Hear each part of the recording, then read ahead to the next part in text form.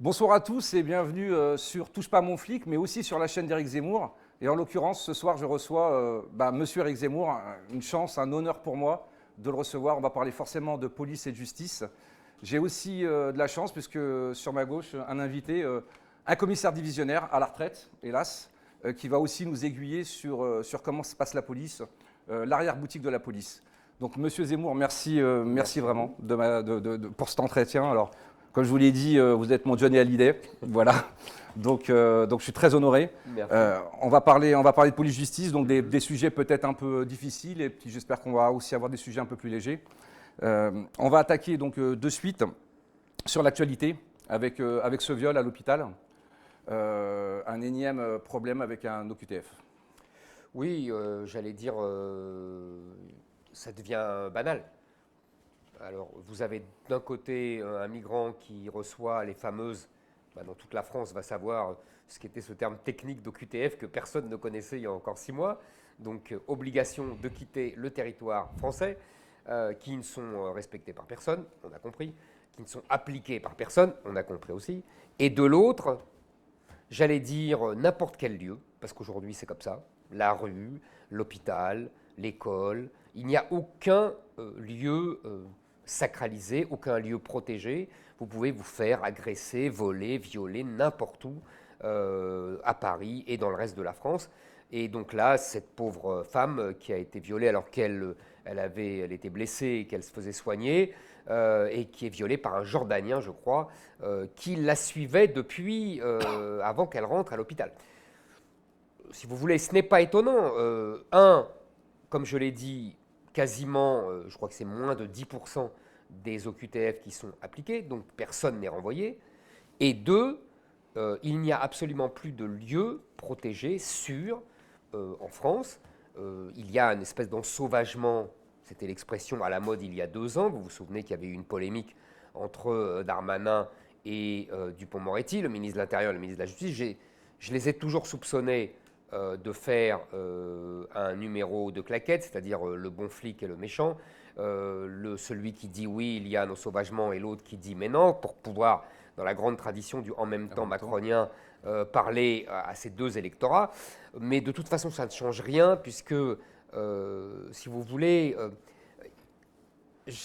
j'aimerais tirer une leçon de ça. La première leçon, c'est que pour ces histoires d'OQTF, il faut bien comprendre que quand on nous dit on va durcir les lois, qu'on va appliquer 100% des OQTF, tout ça, c'est faux. C'est du baratin. C'est-à-dire qu'il faut bien comprendre deux choses. Un, pour faire 100% d'OQTF, d'ailleurs M. Darmanin a mangé le morceau, si j'ose dire, je le regardais l'autre soir invité par Hanouna, et on lui a dit les Allemands font mieux que nous. Et il a répondu oui, mais les Allemands, ce qu'ils font, c'est qu'ils délivrent l'OQTF quand le clandestin est déjà dans l'avion. On a compris ce qu'il va faire. En fait, il va délivrer des OQTF qu'à ceux qu'il a mis dans l'avion. Donc il va y avoir 10 OQTF par an, et il y aura 100% de reconduite à la frontière. Bon, ça va, on a compris. La vérité, c'est que pour toute cette problématique de l'immigration, immigration régulière, immigration clandestine, parce qu'on oublie toujours l'immigration régulière, en oubliant que ce sont des masses énormes, 275 000 d'autorisation de rentrer en France. Et ce sont les réguliers qui attirent les clandestins, parce qu'évidemment, chacun se retrouve dans sa communauté, dans son pays d'origine, etc. Donc tout ça, c'est des problèmes liés. Et on ne peut régler cela que si on change non pas des lois, mais le système. C'est-à-dire ce qu'on appelle, de manière complètement dévoyée d'ailleurs et dénaturée, l'état de droit. C'est-à-dire la possibilité pour les juges, petits et grands, de ne pas appliquer les lois et de faire ce qu'ils veulent. Je dis petits, vous avez affaire aux petits juges, sans mépris évidemment, je veux dire les juges de terrain, c'est-à-dire eux qui libèrent, comme on a vu pour l'Océan Viking, on va en parler. Et deux, ce que j'appelle les grands juges, c'est-à-dire Conseil constitutionnel, Conseil d'État, qui eux appliquent des grands principes et qui vident les lois de ce qui ferait leur efficacité. Donc c'est ce système-là qu'il faut changer et le remplacer par un référendum sur l'immigration, ce que j'avais proposé, ce que je continue de proposer aujourd'hui. C'est la seule solution de faire des choses sérieuses. Le reste, c'est de l'agitation médiatique. M. Darmanin fait ça très bien, mais tout le monde voit à travers. Et quand vous me parlez des OQTF, moi j'ai une petite anecdote, je travaillais à la police aux frontières de Nice, et donc mes collègues ramenaient un Algérien sur une OQTF à Alger, sauf que le juge n'avait pas mis aussi comme sanction une interdiction de rentrer sur le territoire. Donc il est revenu. Donc il est revenu dans le même avion que mes collègues. Bon, ça se fait beaucoup moins d'après mes collègues, mais c'est des choses qui ont existé. Et au niveau des statistiques de renvoi à la frontière, moi il m'est déjà arrivé, quand j'étais à la police aux frontières près de Nice, de renvoyer 17 fois la même personne à Ventimille, et ça rentre dans les statistiques de personnes qui ont été expulsées. Bien sûr, comme ceux qui sont renvoyés de Mayotte, de tous ces... voilà, c'est très... Donc on grossit comme ça les statistiques. Il y a un autre sujet qui est l'ensauvagement. Parce qu'il faut quand même s'arrêter. Pourquoi, ce que tous les Français constatent, il y a cette explosion de la délinquance, je dirais, depuis 30, depuis 40 ans. J'ai réfléchi un peu à tout ça parce que je pense que c'est un sujet majeur, évidemment, parce que ça touche tous les gens. Tout le monde a été agressé, ou le fils a été agressé, ou la fille a été violée, ou la grand-mère a été volée de façon brutale. On a des cas tous les jours. Et pour ces cas-là, c'est toujours les mêmes qui sont agressés, toujours les mêmes qui agressent. On sait très bien que 80-90% des délinquants sont issus soit de l'immigration, soit étrangers. Je le confirme. Moi, j'ai fait une vidéo et je vous le dis, en tant que policier, 25 ans de terrain, 80-90% des gens que j'ai interpellés sont d'ethnie africaine ou nord-africaine. Et si on faisait juste le constat, et si on l'avait fait peut-être il y a 30 ans, peut-être qu'on aurait pu ramener dans le droit chemin ces gamins qui ne se sentent pas français. Et nous, on est sur les bancs de garde à vue. Ils nous disent, oui, je déteste, je crache sur la France, je ne suis pas français, je ne me sens pas français. Et si on avait fait ce diagnostic bien plus tôt, et vous le faisiez déjà il y a 20 ou 30 ans. Il y a 10 ans, j'ai été condamné déjà pour ça, pour avoir dit la même chose. Moi, j'ai fait l'anguille, c'est 90% parce que c'est du réel. Et c'est vrai que si on veut vraiment trouver des solutions, il faudrait peut-être poser tout simplement le bon diagnostic. Exactement. Et justement, le bon diagnostic, si vous voulez, il faut absolument le poser. Et à partir de là, à partir du moment où on accepte la réalité, il faut comprendre. Je crois qu'il y a plusieurs couches d'analyse. La première couche, je pense que il y a toute une littérature sociologique là-dessus, américaine, depuis les années 40, 50, qui explique très bien que plus une société est hétérogène ethniquement, plus elle est violente. En gros, on n'attaque pas quelqu'un de sa communauté. Ou plutôt, pour être tout à fait honnête, on attaque moins. Ça ne veut pas dire qu'il n'y a pas de violence dans une société homogène. La société japonaise, il y a des voleurs, il y a des assassins, mais beaucoup moins. C'était comme ça en Suède, par exemple. Ils étaient tous plus ou moins de la même famille, ils avaient tous plus ou moins le même nom, avant justement l'irruption d'une immigration folle, et on a vu le résultat. La deuxième grille de lecture, la couche de lecture, c'est un auteur suédois qui nous le donne, qui est très intéressant, qui s'appelle Gunnar Henson, et qui a étudié ce qu'il appelait un indice de belligérance, c'est-à-dire que à chaque fois que dans une société, il y a une part importante de jeunes, et en particulier de jeunes hommes, il y a plus de violence. On peut le constater historiquement. Si vous voulez, la grande période de la Révolution française et des guerres de Napoléon, c'est une génération très nombreuse sous Louis XV, 20 ans ou 25 ans plus tôt. Pareil pour les Allemands, on a tous en mémoire les 2 guerres mondiales qu'ils ont déclenchées. Il y a une énorme augmentation démographique à la fin du XIXe siècle qui va provoquer cette violence. Mais on pourrait l'analyser et le constater aujourd'hui. Il y a eu ça au Liban, il y a eu ça au Rwanda, il y a eu ça au Kosovo. Vous voyez, à chaque fois que vous voyez une zone avec une explosion de violence, toute l'Afrique aujourd'hui en vérité, vous pouvez être sûr qu'il y a cet indice de belligérance de Gunnar Henson. Et puis, troisième, et là on arrive à vos jeunes qui vous disent « je déteste la France, je crache sur la France ».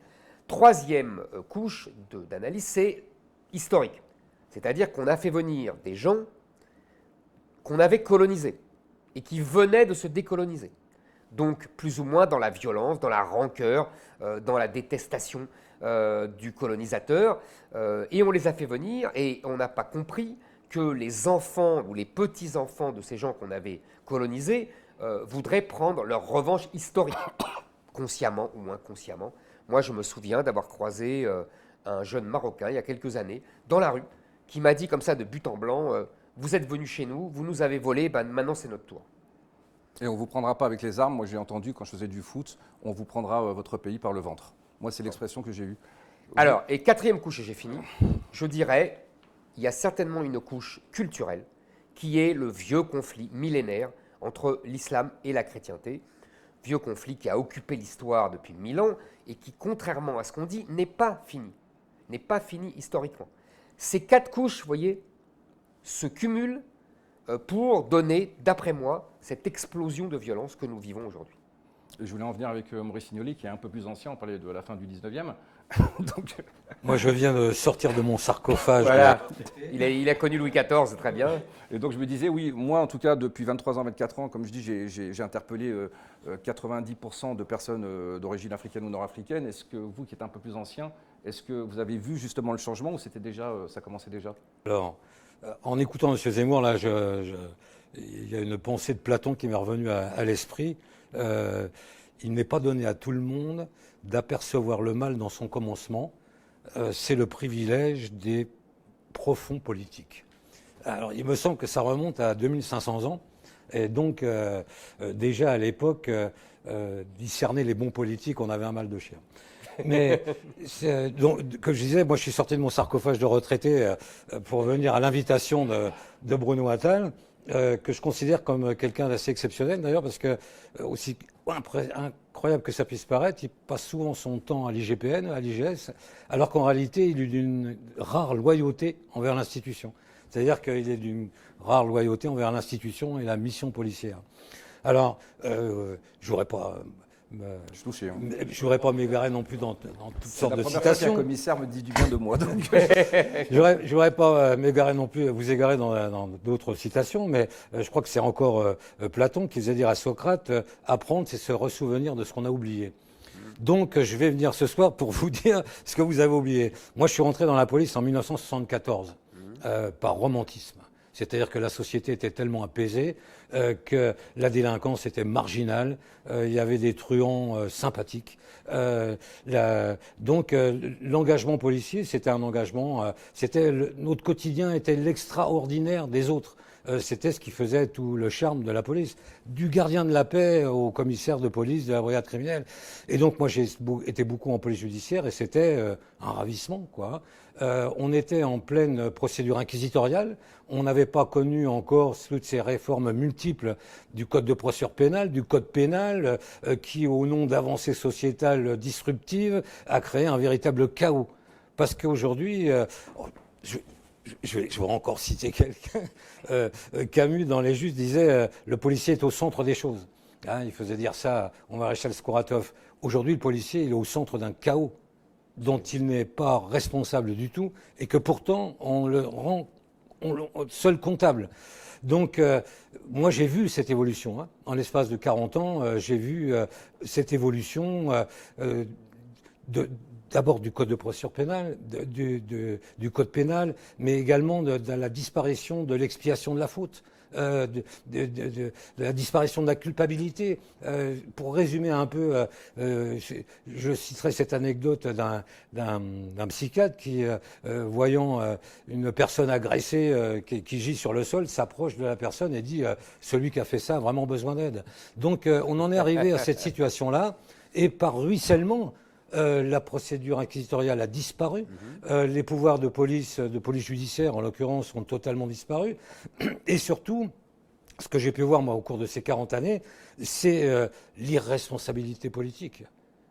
Puisque vous mettiez tout à l'heure l'accent sur la disposition de la justice, mais n'oublions pas que la justice applique des lois.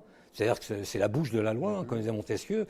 Et en réalité, le législateur a une part de responsabilité énorme. C'est-à-dire qu'au fur et à mesure des mois, des années, on voyait le code de procédure pénale. Aujourd'hui, vous vous rendez compte que même lors d'une garde à vue, il va y avoir la présence de l'avocat. On a multiplié le contradictoire. On en arrive aujourd'hui à une véritable pitrerie.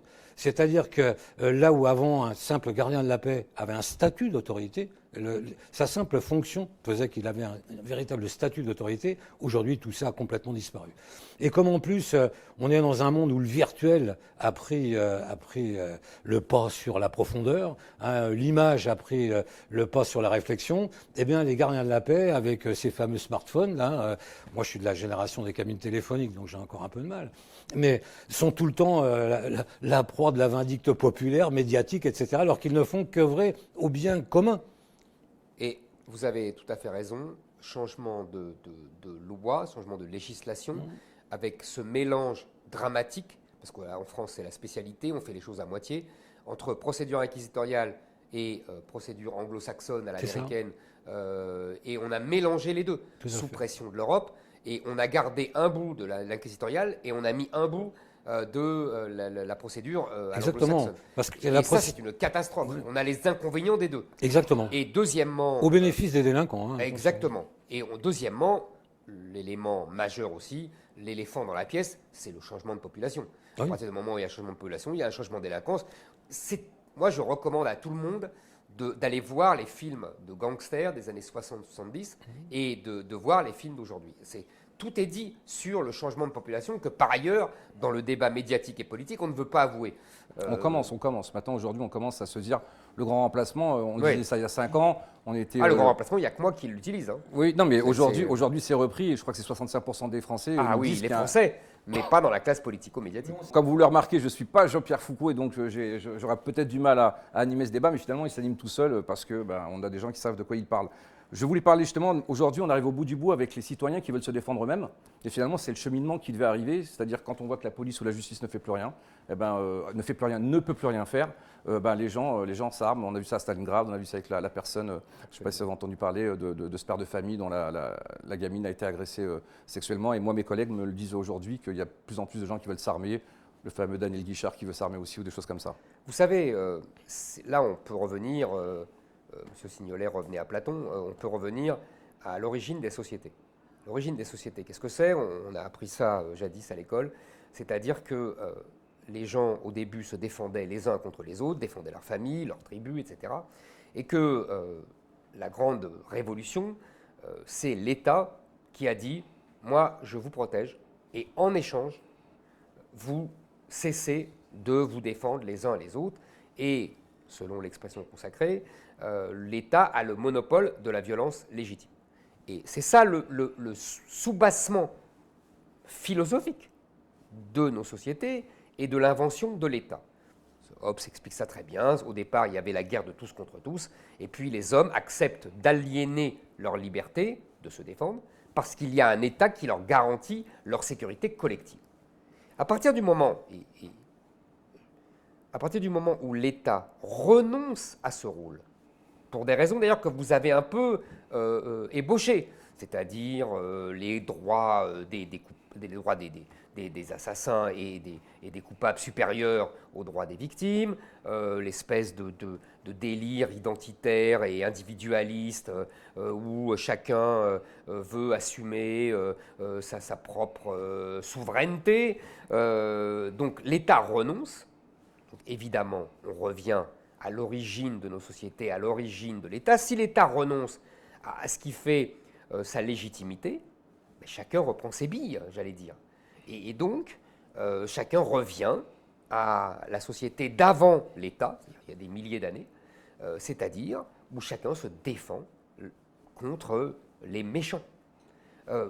Ça me paraît inéluctable, inévitable. Et c'est pour cela d'ailleurs qu'il faut absolument, je pense, jouer sur les deux tableaux, c'est-à-dire redonner à l'État et donc à la police le monopole de la violence légitime, donner, on va en parler je suppose, assouplir les règles de légitime défense, donner les principes de ce que j'ai appelé pendant la campagne présidentielle la défense excusable, vous savez cette notion qui vient du droit suisse et qui permet au juge d'apprécier, parce que c'est quand même toujours un juge qui apprécie, au juge d'apprécier si la riposte, la défense a été excusable, c'est-à-dire si elle s'explique par les circonstances, sans être la légitime défense, c'est deux choses différentes.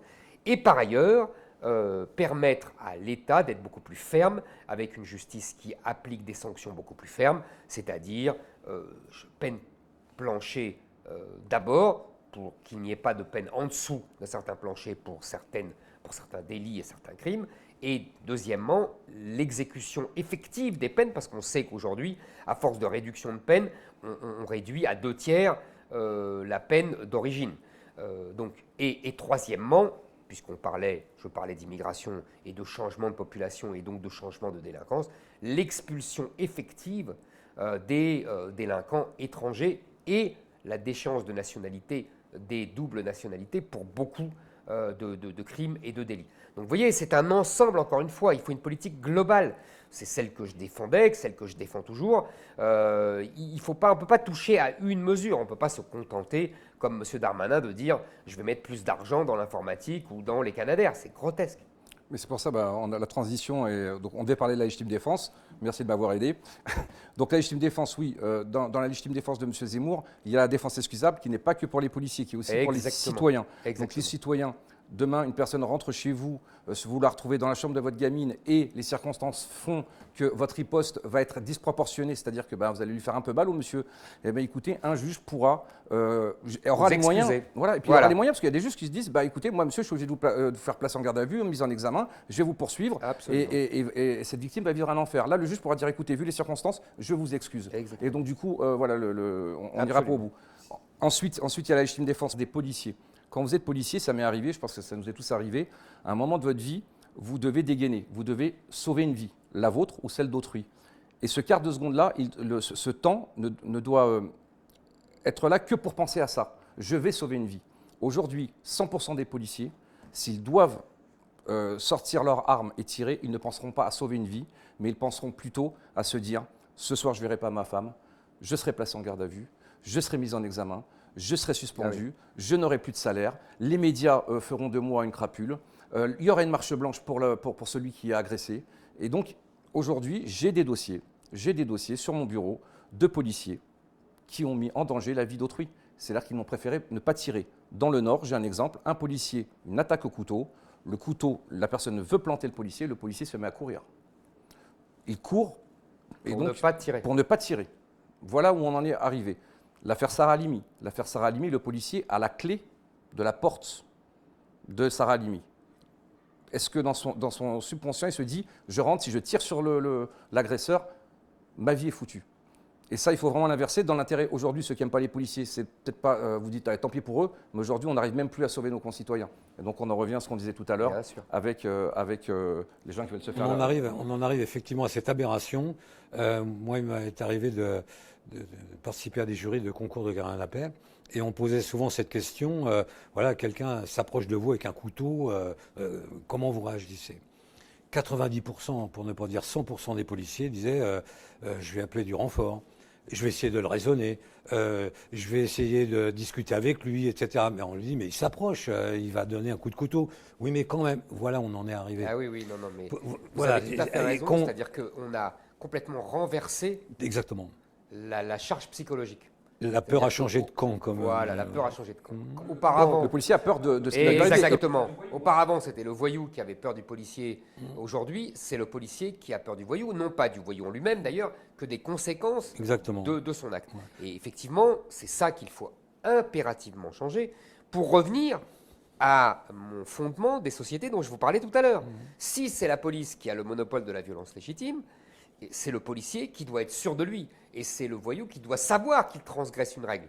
Aujourd'hui, comme c'est le voyou qui a en vérité le monopole de la violence légitime, évidemment, c'est le policier qui se pose des tas de questions. Et s'il se pose des tas de questions, vous savez, c'est comme au tennis. J'ai remarqué quelque chose au tennis. Quand on va taper une balle, si jamais on change d'avis au moment, c'est-à-dire qu'on voulait la taper à droite et qu'on voulait la taper, et qu'au dernier moment on change d'avis et on la tape à gauche, la balle est morte. Ou elle va dans le filet, ou elle va dehors. Mais donc, j'imagine... Et compte en plus qu'on doit carrément penser à la proportionnalité. J'ai 3 individus qui arrivent vers moi qui veulent en découdre. C'est arrivé dans le 95. Ils étaient à 2 contre 2, pardon. Ils ont réussi à mettre KO les 2 policiers. Ils ont pris leur arme et leur ont tiré dessus. Pourtant, il n'y a pas de proportionnalité. Comment on fait avec la proportionnalité ? C'est trop flou, la proportionnalité. Non, et alors, je ne veux même pas vous parler de l'absolue nécessité. C'est-à-dire le juge de Lille et le juge de Marseille n'auront certainement pas la même vision. Conception de la. Voilà. Donc voilà, c'est Mais au vraiment très flou, quoi. mais au travers de toutes ces anecdotes, on pourrait en citer des centaines comme ça. C'est bien la démonstration de la responsabilité du politique quand même. Parce que depuis des décennies, et même la dernière loi, la LOPMI en est la démonstration, on a donné une apparence d'autorité aux fonctionnaires de police. Alors qu'en fin de compte, on avait besoin d'une structuration d'autorité. Vous voyez ? Et le problème, c'est que ce délitement des lois, ce désengagement de l'État, on voit bien que depuis des décennies, on voit bien la multiplication des polices municipales, des sociétés de sécurité privées, etc. On voit bien que l'État se désengage. La nature a horreur du vide. Voilà. Et on voit bien que l'État se désengage de sa mission régalienne de sécurité. Et donc, ça met en évidence sa responsabilité totale et entière. Voilà. Vous avez tout à fait raison, mais c'est encore une fois une évolution, j'allais dire, politique au sens noble du terme, mais sociologique et intellectuelle. C'est-à-dire que comme depuis 40 ans, 50 ans, on privilégie le coupable sur la victime, on privilégie le délinquant sur l'État. Vous savez, c'est la fameuse harangue de Baudot, Baudot, c'était un jeune étudiant du syndicat de la magistrature dans les années 70, même 60, 68, 69, qui avait écrit la harangue de Baudot, et il disait aux futurs magistrats qu'il fallait choisir toujours le délinquant contre la victime, la femme contre le mari, l'enfant contre le père, l'étranger contre le français, etc. etc. Et c'est l'esprit du syndicat de la magistrature. Alors on me répond toujours que le syndicat de la magistrature est minoritaire au sein de la magistrature, c'est tout à fait juste, mais son idéologie, sa mentalité a petit à petit gagné tout le corps de la magistrature. Alors évidemment, il y en a qui résistent, vous avez tout à fait raison. J'en ai vu d'ailleurs pendant la campagne qui sont venus me parler, c'était très intéressant, et qui m'ont dit, à juste titre, nous en tout cas, nous appliquons la loi, et c'est le politique, M. Signola a tout à fait raison, qui est responsable des lois qu'il fait voter et que nous devons appliquer. Disons qu'il y a les deux. Et l'un s'ajoute à l'autre pour la plus grande désolation et des policiers et des citoyens. Et quand vous avez à la tête du ministère de la Justice, le garde des Sceaux, un ministre qui, avant d'être ministre, dénonçait la morgue des juges, disait qu'il n'y avait pas d'équidistance entre l'auteur et la victime, que l'émotion emportait tout, voilà, on en est, quoi.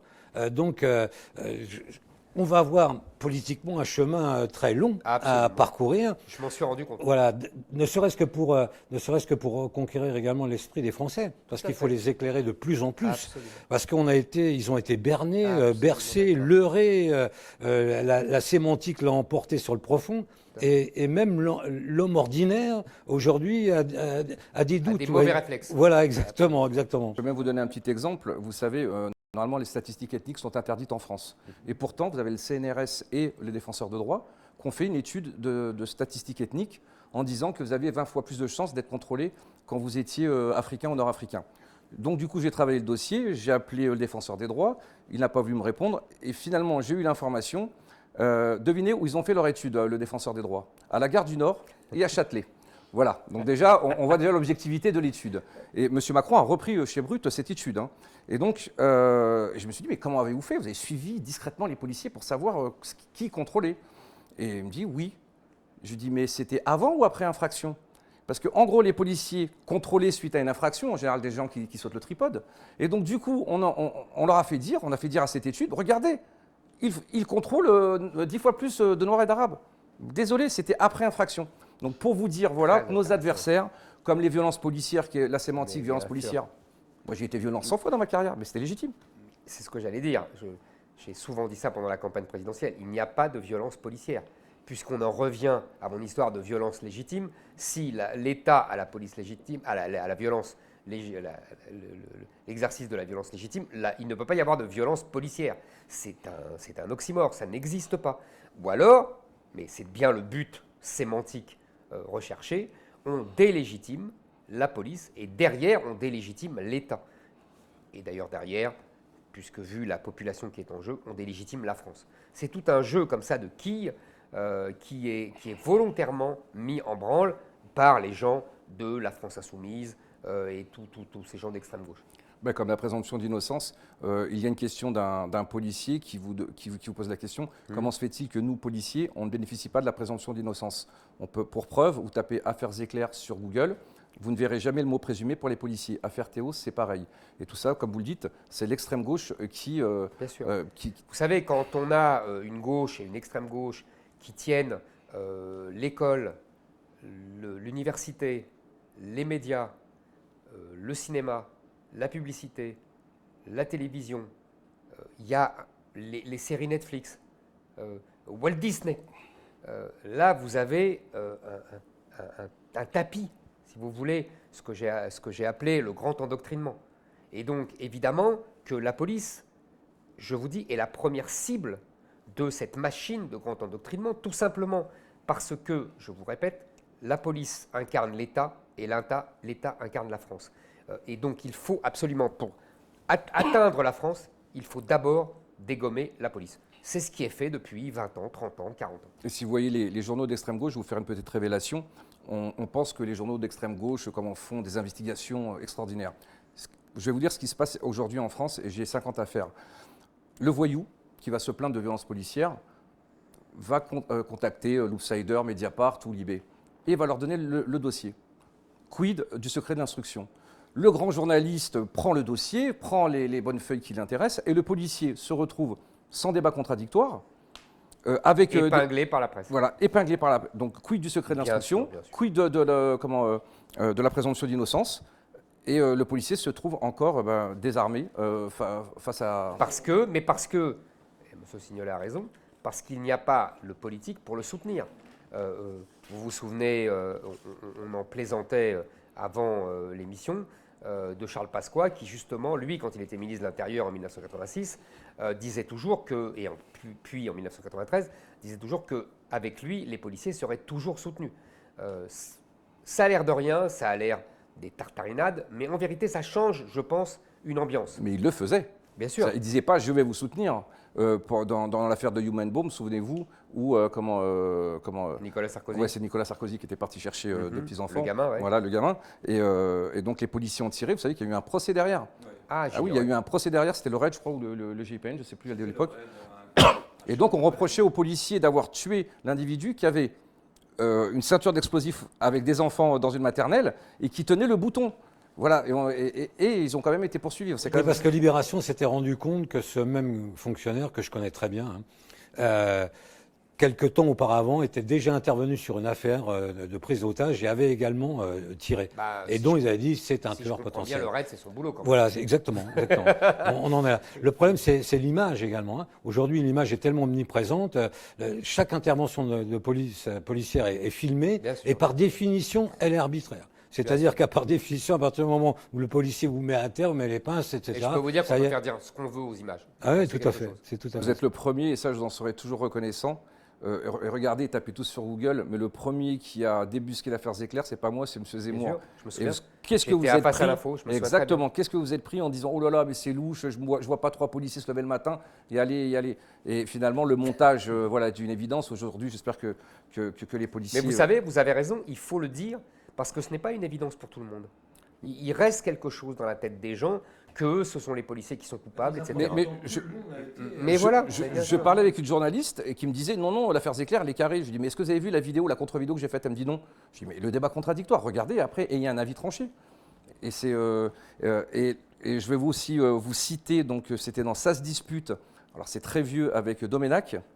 Et tenez-vous bien, je demande aux internautes qui nous regardent, essayez de retrouver cette vidéo. Vous avez Doménac qui dit à M. Zemmour, je pense que ça doit faire 15-20 ans, ça se dispute. Ça a commencé en 2005-2006 et ça a duré jusqu'en 2014. Et donc M. Doménac dit à Éric Zemmour, ah les musulmans, et peut-être qu'un jour ils viendront avec des kalachnikovs et ils tireront sur les Français. Et M. Zemmour dit oui. C'est ce qui va se passer. Je vous promets qu'elle existe cette vidéo, ça serait bien de pouvoir la retrouver. Donc voilà, encore une fois, le vrai problème de M. Zemmour, c'est que vous avez raison avant tout le monde. Et donc nos contradicteurs, eux, disent c'est vous qui fabriquez le mal, alors que vous le dénoncez. On va arriver sur la conclusion, ça va être sur la justice, tout simplement. On a parlé de M. Dupond-Moretti. Mon syndicat France Police Policiers en colère, touche pas mon flic. On a déposé plainte, nous, contre M. Dupond-Moretti pour la violation du secret de l'instruction dans l'affaire Théo. puisqu'il était l'avocat de Théo. D'ailleurs, personne ne voit de conflit d'intérêt quand un avocat devient ministre. D'ailleurs, il est poursuivi pour ça, finalement, hein, aussi. Donc, voilà. Sur la justice, bon, bah, de toute façon, on en a parlé. Hein, Vous savez, la justice, je pense que, en fait, il faut lier nos deux analyses, M. Signolet et moi. D'un côté, une responsabilité politique, d'avoir depuis 20 ans désorganisé le système policier, d'avoir également désorganisé le système judiciaire, puisqu'on a mis les deux systèmes français et anglo-saxons mélangés pour le pire des deux systèmes.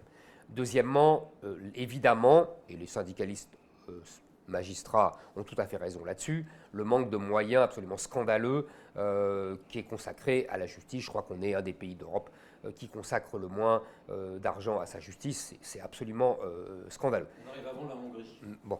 Mais troisièmement, il faut dire aussi ce que j'ai dit tout à l'heure, c'est-à-dire qu'il y a une idéologie qui s'est répandue parmi beaucoup de juges, pas tous évidemment, qui est celle que j'ai décrite tout à l'heure du syndicat de la magistrature.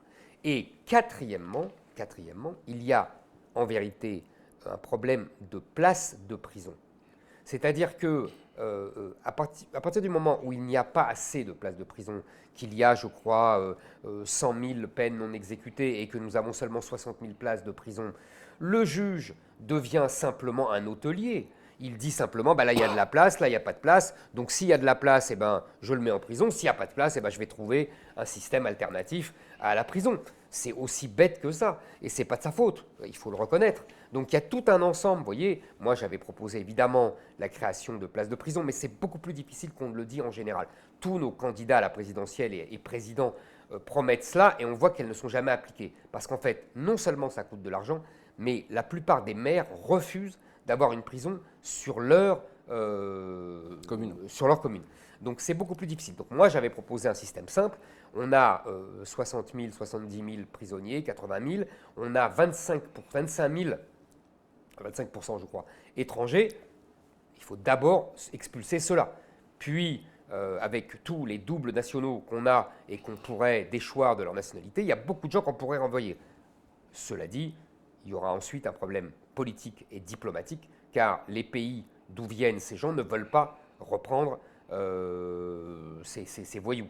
Et donc, c'est tout un combat politique à mener, quitte à payer pour cela les pays. Très souvent, d'ailleurs, ces pays invoquent le fait qu'ils n'en veulent pas, parce qu'ils estiment qu'ils ont été corrompus par notre vie occidentale. Mais d'ailleurs, ils ont en partie raison. Notre laxisme, notre société existentialiste, comme vous disiez tout à l'heure à juste titre, a corrompu ces gens. Je pense qu'en Algérie ou au Maroc, où la répression est bien plus ferme, ils auraient corrigé leur comportement. Et vous savez que quand vous parlez de 25% d'étrangers dans les prisons, plus les binationaux, vous n'avez même pas de doute de tout ce qui est les générations d'immigrés, première, deuxième, troisième génération, qui ont une carte d'identité française et qui sont, voilà, moi je dirais plutôt 80-90, en mélangeant à peu près tous ces gens-là, qui ont encore une fois une détestation de la France. On arrive à la fin, ça s'est plutôt bien passé. Alors, je vais vous faire un petit quiz, monsieur Zemmour. Ouais. Là, c'est Jean-Pierre Foucault qui revient. Non, on va faire plutôt question pour un champion. Alors, comme ça, parce que tous mes collègues connaissent les réponses, est-ce que vous allez, parce que je vais le faire aussi avec d'autres personnalités. Pour vous, c'est quoi un OPJ? Officier de police judiciaire. Bon, ça, c'est pas difficile. Ouais. Alors, citez-moi 3 grades de la police nationale. Je dirais lieutenant. Ouais. Capitaine. Ouais. Sans bateau en plus. La 3e, alors là. Moi, je suis gardien de la paix. C'est un grade. Ah, gardien de la paix, c'est un grade. Eh oui, gardien de la paix. Ah, j'ignorais. Et le monsieur est commissaire. Le commissaire, c'est un grade aussi. C'est un grade aussi. Ah, j'osais pas le dire. J'allais le dire, mais je me suis dit non, c'est pas un grade, c'est une fonction, un titre, etc. Bon, très bien, je saurai. Est-ce que vous connaissez le nom des armes des policiers? Des armes des policiers? Ouais. Alors là, non. Donc ça s'appelle un six-hour. Donc tous mes collègues ont le champignon et sont. Ouais, mais c'est pas juste. Cuisse en plus, on n'est même pas capable de faire. Dans le temps, on avait le manurin, la manufacture oui, des le manurin, je connaissais dans les films, le manurin, voilà. Ou le Smith, on a le Smith Wesson aussi, j'ai connu, et même le PA unique avant. Donc, à votre avis, un policier fait combien de tirs par an? Oh, je sais que c'est pas beaucoup. Il doit en faire, je sais pas moi, 4 ou 5. 3. 3, oui, c'est ridicule. Voilà, 3. Vous savez, c'est la même chose dans l'armée même. Même dans l'armée, ils s'entraînent très peu pour ne pas user les cartouches. La pauvreté des moyens donnés aux régaliens en France est absolument scandaleuse. Bah écoutez, je suis juste ravi. Je crois que j'ai exécuté mon rêve. Voilà, j'ai fait pas un débat, mais bon, j'ai discuté avec M. Zemmour. Donc Merci beaucoup, mon en Johnny tout cas. Hallyday. Et merci, M. Signolet, d'être avec merci. nous. Merci, M. Signolet. Voilà, un commissaire divisionnaire comme on n'en a plus. Et merci mille fois, M. Zemmour. Merci à vous. Merci pour tout ce que vous faites, voilà, pour les policiers, parce qu'encore une fois, vous êtes l'un des rares qui avait toujours soutenu les policiers. Et donc, voilà, je voulais vraiment vous remercier. Peut-être un mot de la fin, M. Zemmour. Bah, écoutez, je voulais vous souhaiter bonne chance pour les élections prochaines à votre syndicat. France Police, c'est ça? France Police, Policiers en colère, c'est adorable. Bah, On aura besoin de chance parce que les élections, c'est très compliqué dans la police. Il y a beaucoup de magouilles, il y a beaucoup de. Ah bon? Oh là là, je peux vous dire Bon, que. alors, Voilà. Mais bon, je pense qu'on va faire vous un avez super. besoin de chance et de pugnacité. On en a de la pugnacité. Merci mille fois, M. Zemmour. Merci M. à vous. Signolet, merci à vous. À bientôt. À bientôt, au revoir.